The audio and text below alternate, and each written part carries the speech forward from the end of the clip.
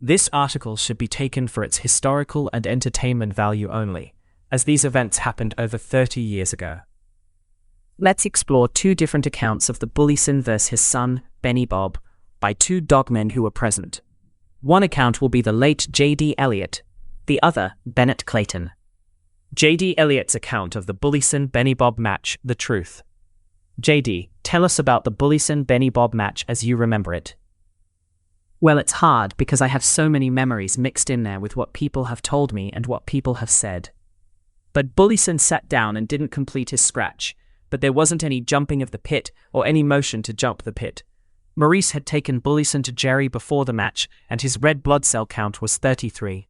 He told Maurice it was too low, that Bully was anemic, that it needed to be at least 50. Maurice said it didn't make any difference because nothing could whip him. I think what it amounted to was that Benny Bob was an excellent dog, Bully's son, and was in excellent condition. They swapped rear ends, and when Bullyson was called on to scratch, his rear end just went out from under him. Kind of like you see a picture of an old mule, just collapsed. He didn't go all the way down, he was holding himself up with his front legs, but he set out the count right there. I don't remember anybody saying one was a cur until recently. I saw a match that sounds like the match Mayfield was talking about. It was between 500 and Whitey Ford. It was Danny Burton and Raymond Holt, and I just think somebody is confused on the issue. Now to start with, Maurice knew bulldogs. I'm not going to eulogize Maurice and say he was a great man or the greatest bulldog man who ever lived, but to start with, Maurice knew the bulldogs, and Maurice did not think in his mind that Bullyson could be beat. That ought to tell you something right there. Bennett Clayton's account of the Bullyson-Benny Bob contest.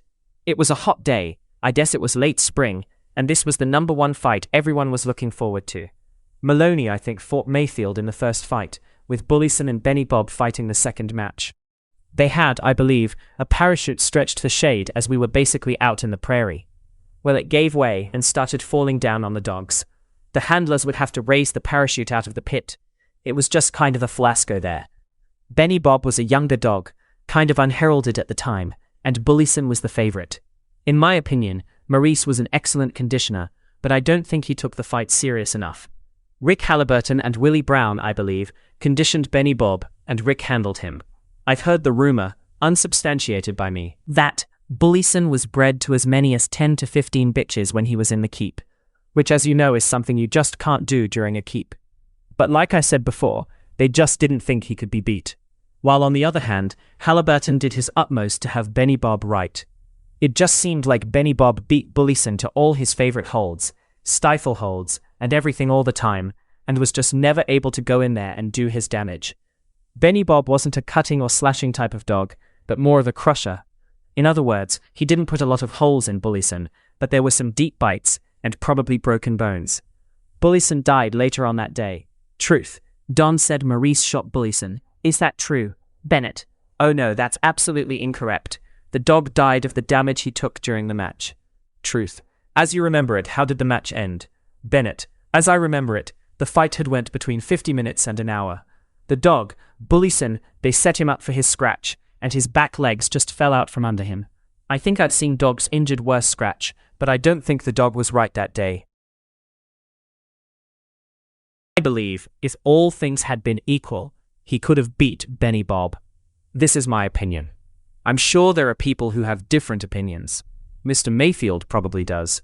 But most of the dogs winning in the pit today have at least a portion of this blood.